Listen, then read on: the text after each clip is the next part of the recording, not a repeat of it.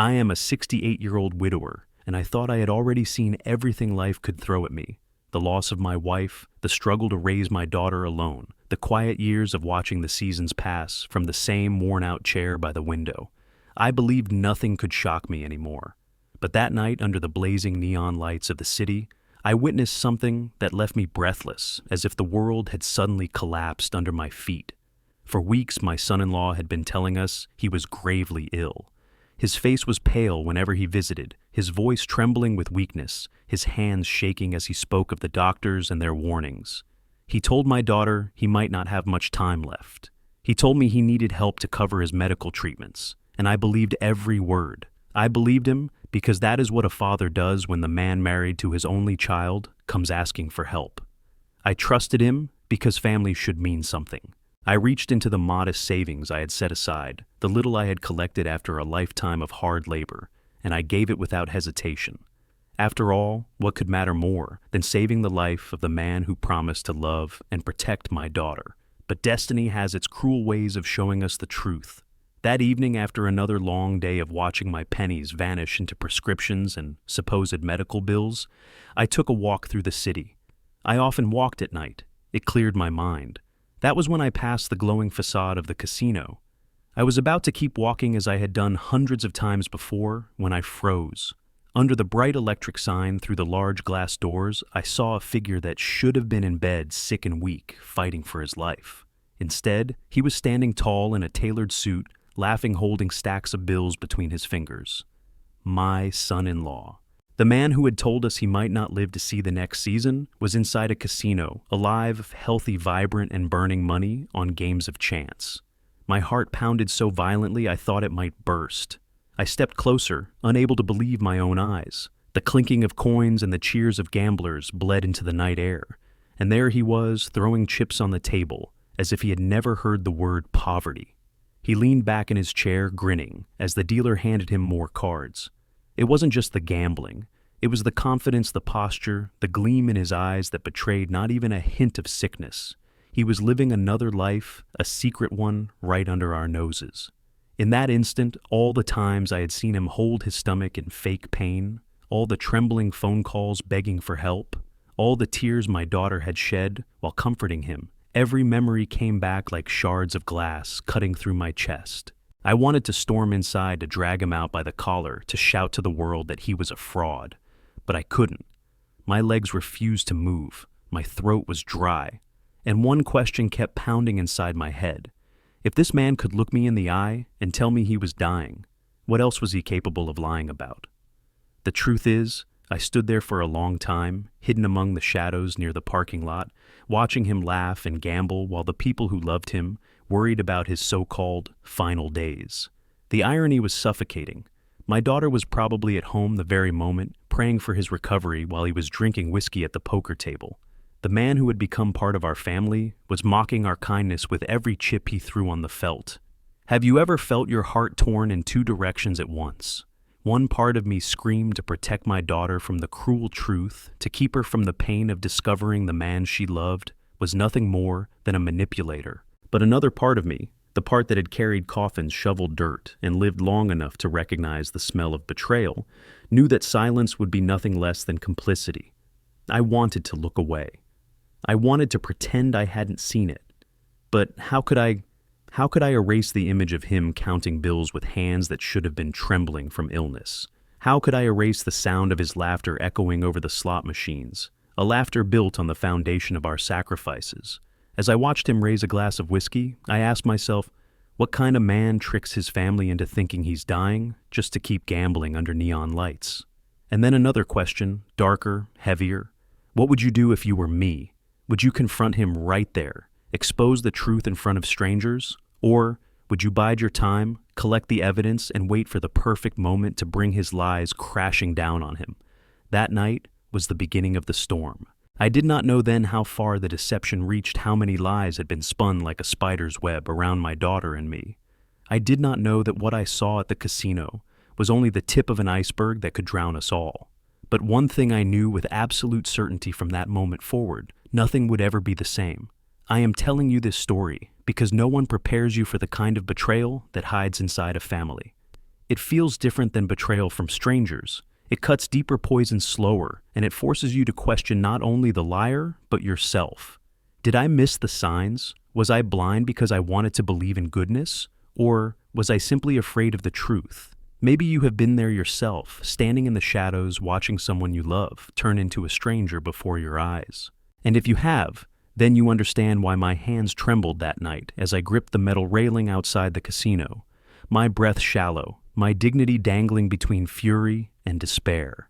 Tell me if you were in my place, if the man who claimed to be on his deathbed was throwing cash across a poker table. What would you do? Would you keep it secret to protect your family from pain? Or would you tear the mask off and let the world see the fraud beneath? Comment one word. Yes. If you would expose him, no. If you would stay silent and let me know if I was wrong to stand there in the dark, frozen while the neon lights painted my betrayal in colors too bright to ignore. Before the night at the casino shattered my trust, before the neon lights revealed the cracks in our family, there was a different story, one that began with hope, with warmth, and with the kind of faith you only give to those who marry into your blood. To understand the weight of the betrayal, you need to know the roots of the trust that once bound us together. I raised my daughter alone after my wife passed. She was young then, just out of high school, fragile in ways she never admitted, but determined to build a life. I worked odd jobs to keep her afloat, gardening for neighbors, fixing fences, sometimes carrying crates at the market. Every penny went into her education and her future. So when she brought him home one spring evening, her eyes glowing with the kind of light that reminded me of her mother, I thought maybe all the years of sacrifice had led to this. A man who would love her, protect her, and stand beside her in ways I no longer could. He shook my hand firmly that day. His voice was steady, respectful, almost humble. He called me sir and later father. That word cut straight into the hollow I had been carrying since my wife's death. He told me he admired how I had raised my daughter alone, that he wanted to give her the happiness she deserved. I remember sitting at the dinner table, the three of us eating stew that I had cooked, and for the first time in a long while, I felt the walls of this house breathe again. The sound of laughter, the warmth of company, it was almost like having my wife back. When they married, it was nothing fancy. A modest ceremony, a handful of friends, a borrowed suit, a borrowed dress. But it was beautiful because of the promises spoken. In sickness and in health, he said, and I believed every syllable. I watched my daughter's hand in his and felt my chest loosen as though I could finally rest. For years I carried the burden alone. Now I thought there was someone else to share it. The early years confirmed my hope. They visited every Sunday, bringing groceries, sometimes cooking for me. He would mow my lawn, fix my leaky faucet, call me, just to ask how I was doing. There were nights when he and I sat in the backyard with a bottle of beer, talking like father and son. He shared stories about his youth, his dreams of building a business, his gratitude for finding a family that welcomed him. He made me believe he was sincere. And then came the small gestures that stitched our bond tighter. On my birthdays, he organized little surprises. When I caught the flu, he drove across town to bring me soup. On holidays, he insisted that I sit at the head of the table, reminding everyone that I was the root, the reason they had what they had. Each gesture, each word, each moment added bricks to the house of trust I was building for him. A house so solid, I thought no storm could tear it down. You see, in my mind, he was not just a son-in-law. He was the son I never had. I confided in him. I told him about the loneliness of my nights, about the weight of aging, about how much I missed my wife's touch on the kitchen table. He listened, nodding, sometimes patting my shoulder, with a look of genuine care. My daughter would glance at us with pride in her eyes, proud that the man she chose was also the man I trusted. I remember one night, especially. We had just finished a Sunday dinner, and my daughter had gone upstairs to grab some old photo albums. He turned to me, his voice low, his eyes steady, and said, "You're more of a father to me than my own ever was." My throat tightened. I didn't know what to say. I simply nodded, holding back tears, because in that moment I felt something I hadn't felt in years, that my family wasn't shrinking. It was growing. That is why, when the first signs of trouble appeared, I looked away. Because the foundation we had built was too sacred, too precious to question. The trouble began with little things. He looked more tired than usual. His appetite faded. My daughter whispered that he was seeing doctors, that tests were being run. The word cancer hung in the air like smoke, unspoken yet heavy. He never said it outright, but his silences, his sighs, his drooping shoulders, all of it painted the picture of a man fighting for his life. And I believed it because I remembered those vows in sickness and in health. I believed it because when you love someone, you don't demand evidence of their pain. You simply hold their hand through it. When he told me he couldn't afford the treatments, I didn't hesitate. I reached for my savings money I had carefully put aside for the years when my body would no longer allow me to work. I told myself, what good is money, if not to save a life? I sold the watch my wife gave me on our 30th anniversary, a watch I swore I would keep until my last breath. It broke my heart, but I told myself the sacrifice was worth it. My daughter's husband was family. Family always came first. Do you see now? Do you understand why the image of him laughing under neon lights burned me so deeply? Because before that night, before the casino, there was nothing but trust. There was love. There was loyalty. There was the belief that I had finally given my daughter the partner she deserved. The contrast between what I thought we had and what I discovered is what makes this story unbearable. And now I ask you, do you believe in family ties born out of marriage? Do you believe that a son-in-law can truly become a son? Or do you think blood is the only bond that never betrays comment? Yes. If you believe in family by choice, no. If you believe only blood can be trusted. It's strange how lies rarely arrive like a thunderstorm. They come like small drops of rain, soft, at first almost invisible, until suddenly the ground beneath you is soaked. The first drops came quietly, so quietly that I almost convinced myself they weren't there at all. After the night he first spoke about his failing health, I noticed things that didn't add up. He claimed his body was weak, that pain followed him like a shadow. Yet more than once I saw him lifting heavy boxes with ease, helping a neighbor move furniture, carrying groceries without breaking a sweat. When I asked if the doctors had given him any update, his answers were vague like clouds that shifted shape every time I tried to hold them. Still, I brushed it aside. I told myself illness is unpredictable. Some days are better than others. Perhaps I was being unfair to suspect him. After all, hadn't he earned my trust? Hadn't he proven his loyalty time and again? Then came the excuses about money. He told my daughter he had sold his car to cover hospital bills. He swore he had nothing left, that every coin was going into fighting for his life. But one afternoon, I spotted him behind the wheel of that very same car parked across town. When I asked casually about it later, he said it was just a loaner from a friend, nothing more. His voice was steady, his eyes confident, and I swallowed the explanation like bitter medicine. At dinner, I noticed he had a new phone. My daughter said a coworker had gifted it to him, but the shine of it, the model, the sheer cost I knew, no one simply gave away such things. Still, I said nothing, because saying something meant tearing down the house of trust we had spent years building, and I wasn't ready for that. The most painful moment came when I sold the gold ring my wife had left behind, the last piece of jewelry she ever wore. I handed him the money with trembling hands, telling myself I was saving my daughter from widowhood, giving her more years of love. He hugged me, tears in his eyes, thanking me as though I had given him life itself. And yet only days later, I overheard him on the phone, his tone sharp, his words quick, talking about buying in and doubling down. At the time, I didn't fully understand what those words meant, but they lodged in my chest like splinters. Nights grew longer, heavier. I found myself lying awake, staring at the ceiling, replaying every inconsistency, every vague answer, every strange purchase. My mind whispered, something is wrong. But my heart screamed louder, don't doubt him. Don't break your daughter's heart. Don't let suspicion destroy what love has built. Do you know that kind of inner war where your eyes see what your heart refuses to believe, where every instinct tells you the story doesn't fit, but the cost of acknowledging it feels unbearable? That was me, caught between protecting my daughter and facing a truth I wasn't ready to hold. And yet the signs kept multiplying. He began disappearing at odd hours, always with excuses. Doctor's appointment, lab work, treatment sessions. But when I offered to go with him, he declined, saying he didn't want me to see him suffer. At first I believed it was pride dignity. Later, I began to wonder if it was simply fear of being exposed. Even the neighbors noticed. One old friend, a man who had lived on the block for decades, stopped me outside the store and asked, "Is your son-in-law really sick? I thought I saw him last week at a bar laughing with friends." My throat tightened. I smiled politely, told him there must be a mistake, and walked away before the conversation could go further.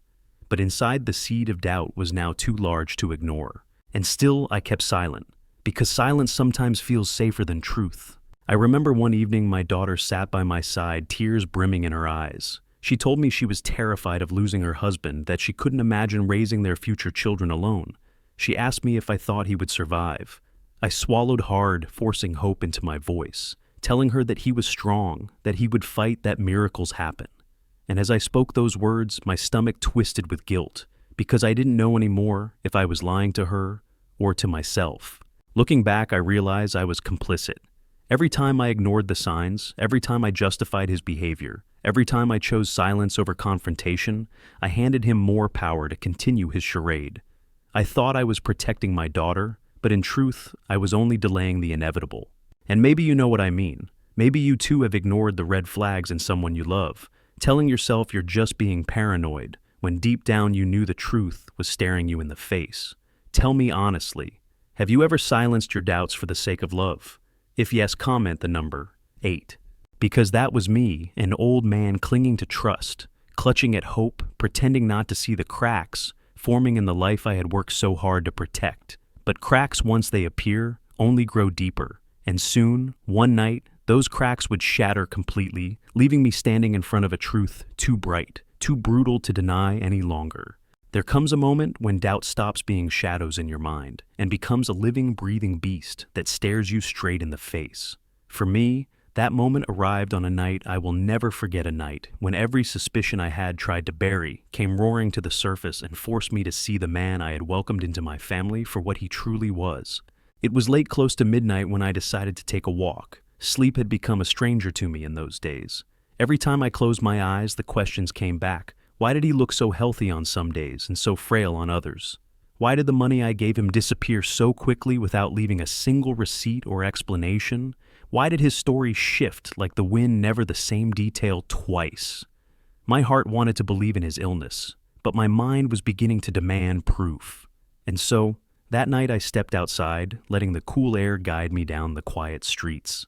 The city was different at night, alive, in ways the daylight never showed. Streetlights buzzed, cars hissed past on wet asphalt, and in the distance a glow pulsed against the sky, bright, unnatural, alluring. It was the casino. I had passed by it countless times before, always averting my eyes, dismissing it as a place for people chasing illusions. But something tugged at me that night. Something whispered, "Go closer." And so I did.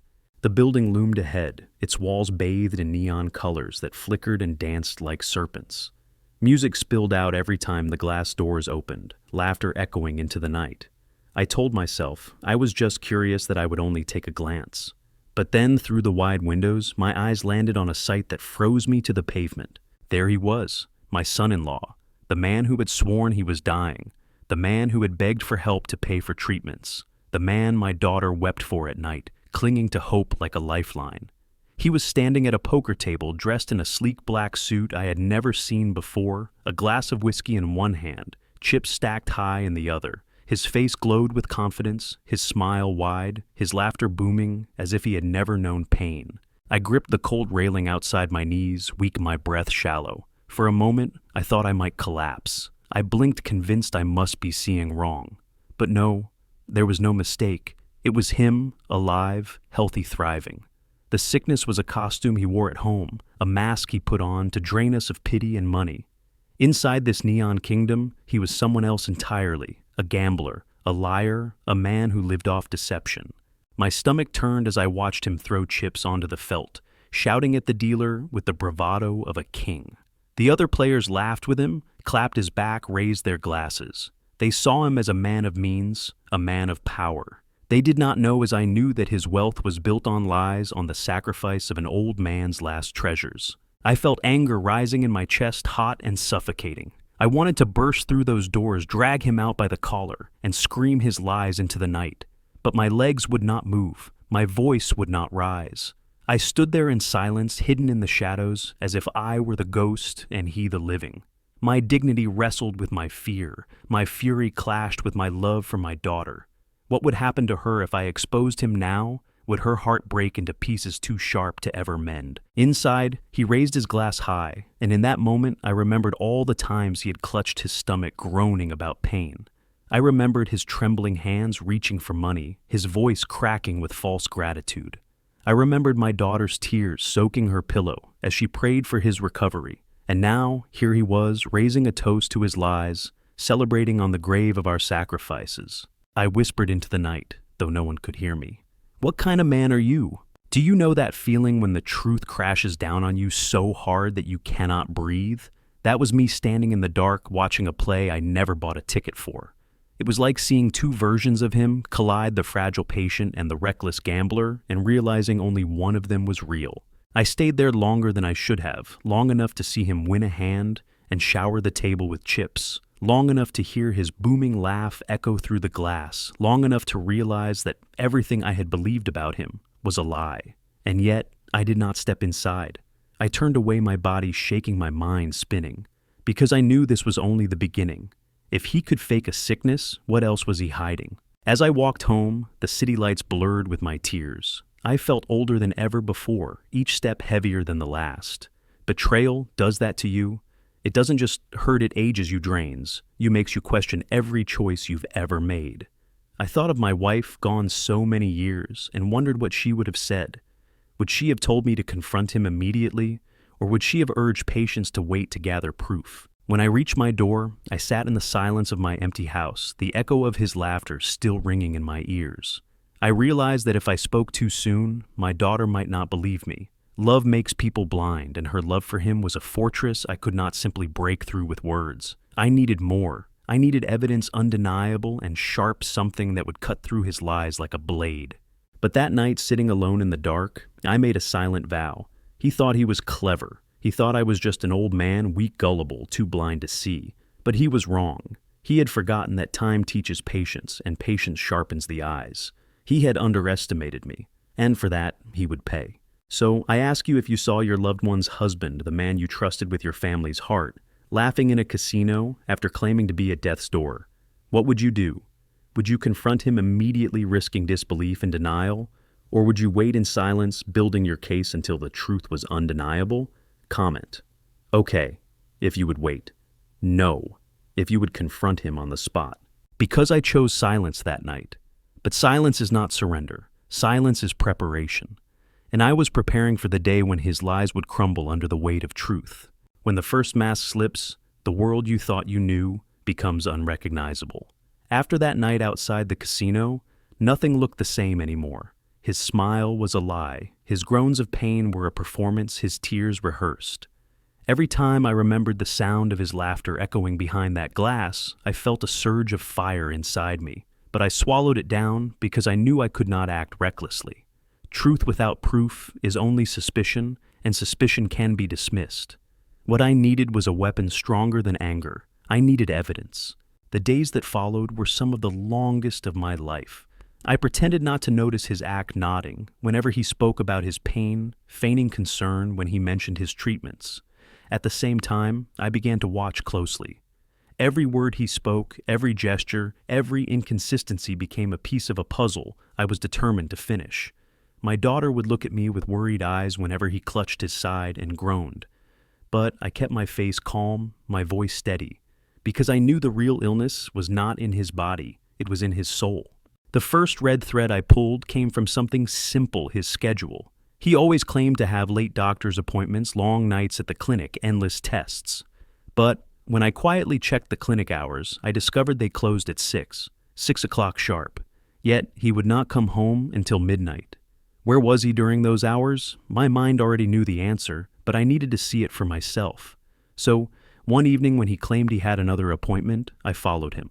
It is strange the way adrenaline can make even an old man feel young again. My heart pounded like it hadn't in decades as I kept my distance, blending into the shadows, watching him slip into that casino once more. He was careful, looking over his shoulder, but not careful enough. Perhaps he believed I would never suspect him, never dare to follow. Inside those walls he was alive, radiant like a snake, basking in the sun. He played, he laughed, he shouted, throwing chips as if money grew on trees. My money, my daughter's hope. That night, I didn't just watch. I acted. I walked past the entrance casually, not to be noticed, but just close enough to glimpse his table. Then, as if fate wanted to help me, a flash lit up the sky. A group of young tourists was taking selfies outside, their laughter spilling into the street. I stepped behind them, held my old phone at my side, and captured the clearest photo I could of him, sitting at that table, a whiskey glass in his hand, chips piled high. The image blurred slightly, but his grin was unmistakable. It was my first piece of undeniable evidence. Once you start digging, the earth reveals bones you never expected to find. The very next week, I overheard a conversation between him and a man I had never seen before. They spoke in hushed tones by the gate, but one phrase pierced the night and lodged itself into my ears. "Don't worry, she believes everything." He was talking about my daughter. He laughed after saying it, a cold, sharp laugh that stripped away every shred of doubt I had left. My patience stretched thinner with each passing day. My daughter would come into my kitchen, her eyes red, telling me about the new medication he needed, the treatment costs rising again. And still, I would open my wallet, sliding bills into her hand, hating myself for feeding the beast, but knowing that soon, very soon, I would strike. The web grew darker when whispers reached me from unexpected corners. At the grocery store, 2 women in line spoke of seeing him at the casino more than once. One of them said she thought he worked there because he seemed so comfortable. The other shook her head and said, "No, he doesn't work there. He spends there." I kept my silence, but inside I burned with the certainty that my instincts were right. The world was already beginning to see him for what he truly was, even if my daughter could not. Another night, I caught him slipping envelopes into his pocket after meeting with a man in a dark car. He thought no one noticed, but I saw. The man handed him something wrapped in brown paper, and in return my son-in-law stuffed cash into his jacket. Deals in the shadows, lies in the daylight. I wondered how deep his deceptions ran.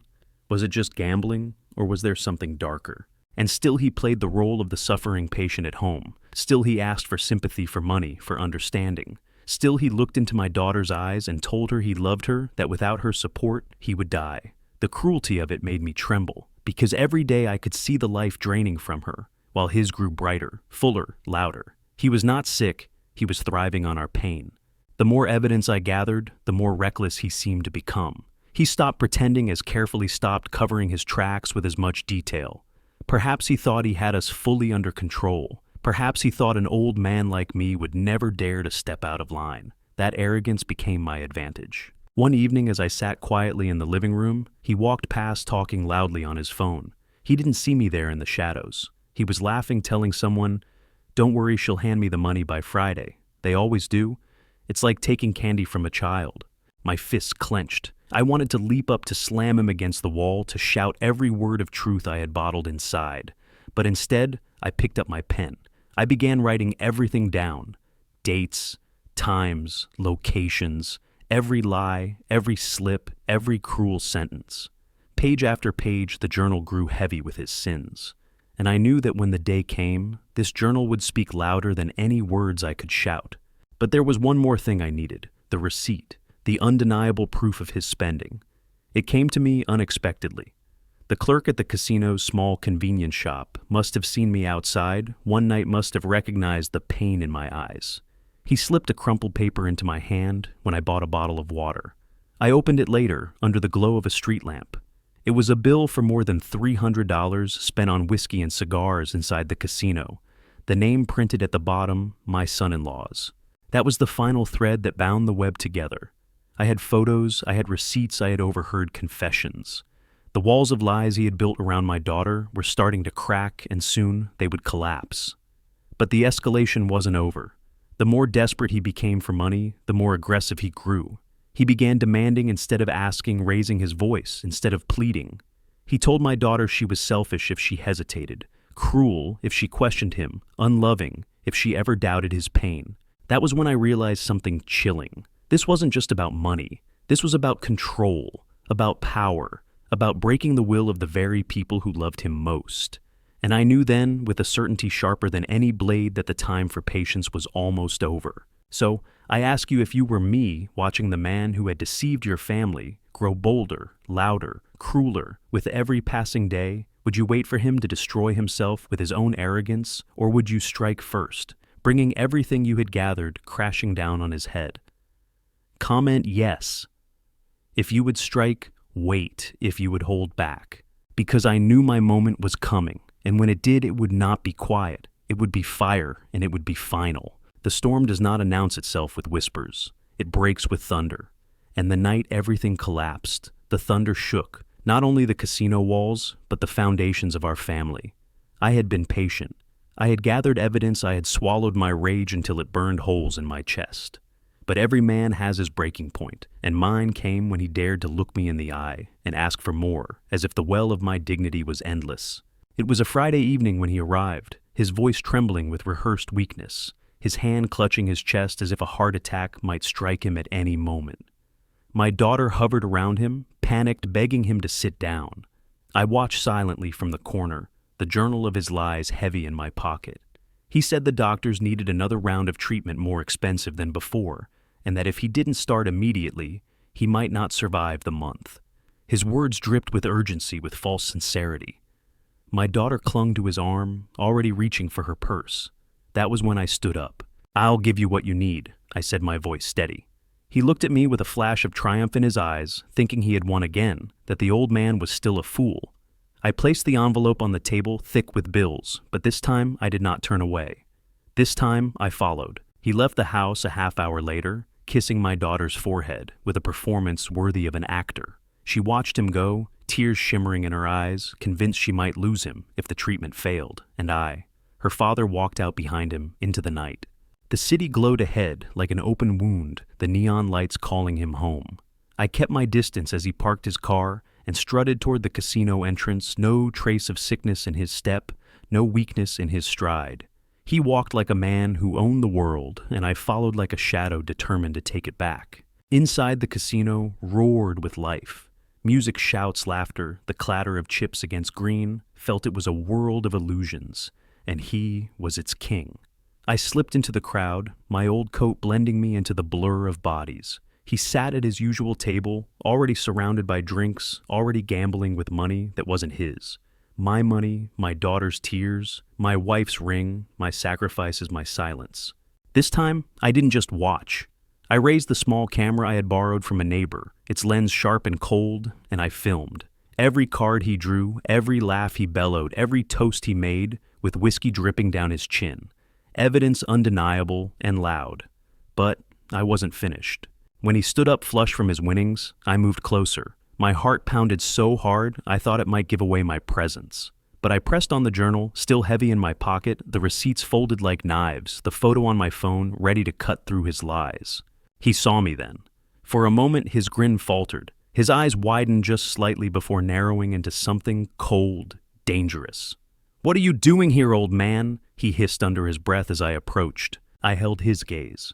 "Watching you," I said. My voice didn't tremble. "Watching the man who told my daughter he was dying, the man who stole my money, the man who made me sell my wife's ring. Watching the fraud you really are." His jaw clenched, his hand tightening around his glass. For a second I thought he might strike me, but arrogance ran deeper in him than caution. He leaned closer, his smile returning, dripping with mockery. "And what will you do with your little discoveries? No one will believe you. She loves me. She'll choose me. You're just an old fool clinging to shadows." That was when I pulled out the receipt crisp under the casino lights. I laid it on the table between us, next to his pile of chips. $300, I said, my voice cutting through the noise. "Whiskey and cigars. Your name printed right there." He froze. The people around us glanced at the paper murmurs rippling through the crowd. He tried to sweep it away, but I placed my hand on it, firm, unyielding. Then I pulled out the photo on my phone, the image of him laughing at this very table, healthy and alive. I held it high for everyone to see. "Does this look like a dying man to you?" I shouted. The room shifted, eyes turning toward us, whispers swelling into a storm. He stammered, reaching for excuses, but I didn't let him speak.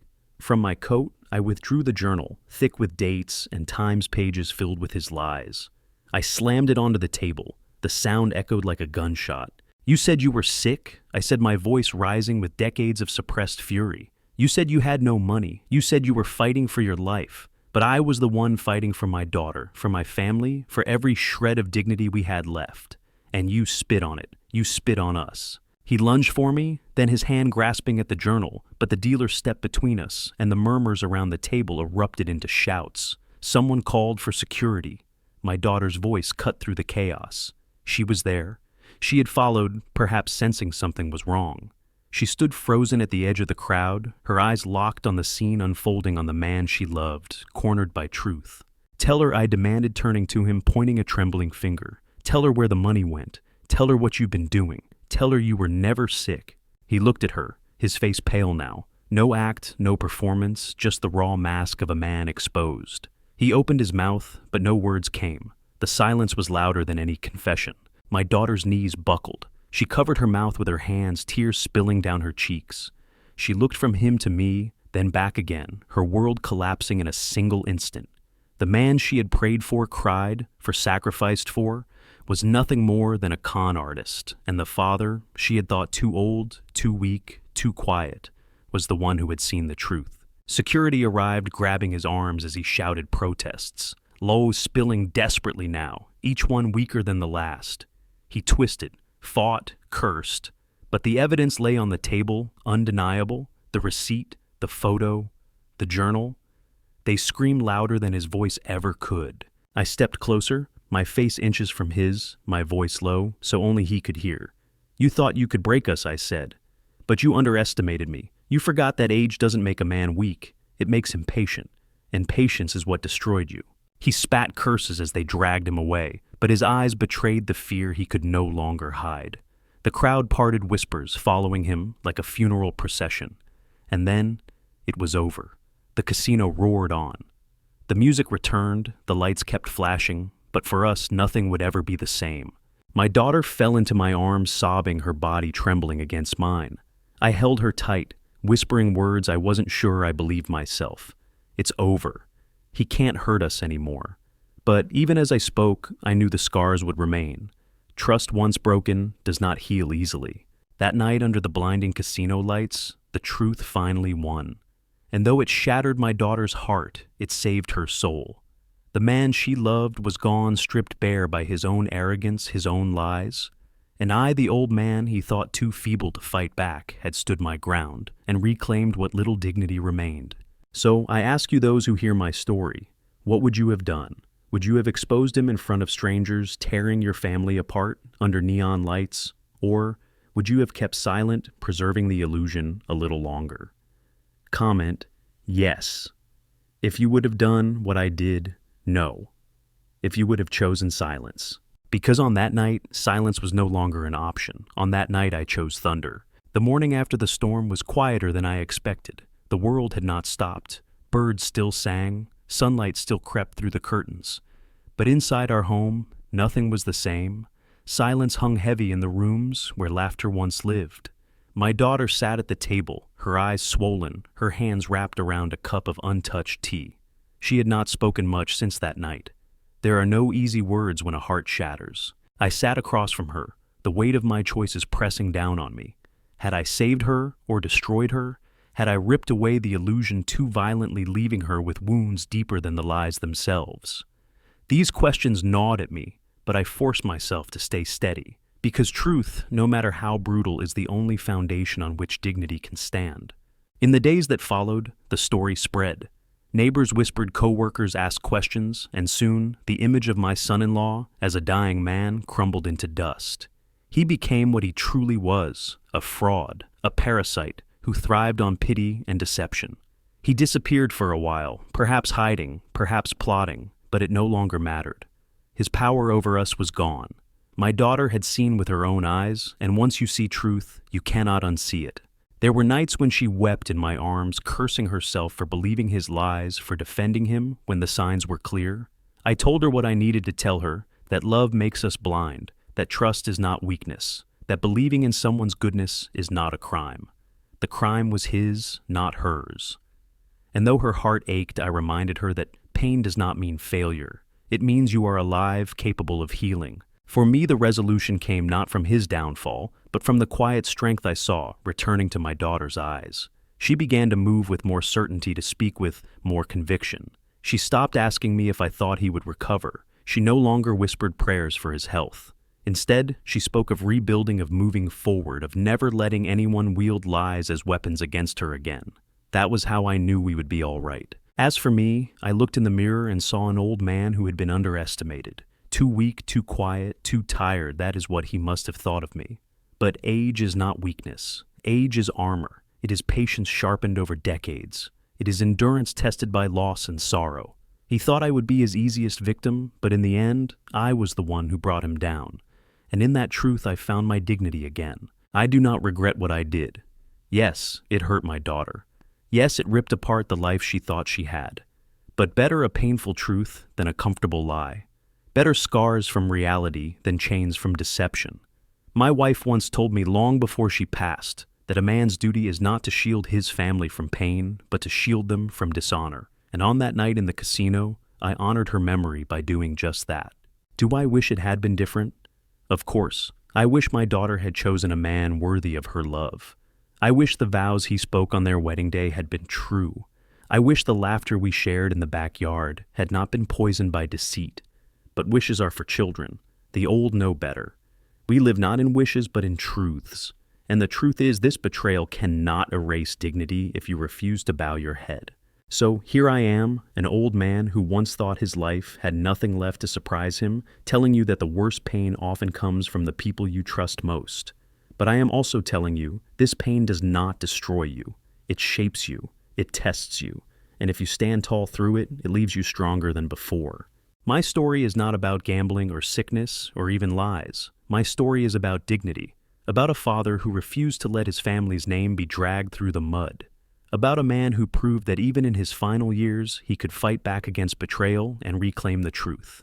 And now I ask you, because stories are not just for telling, they are for sharing. What do you believe matters more, protecting someone from pain or protecting them from dishonor? If you believe truth is worth the suffering, it brings comment. The number 1. If you believe lies are sometimes kinder, comment 0.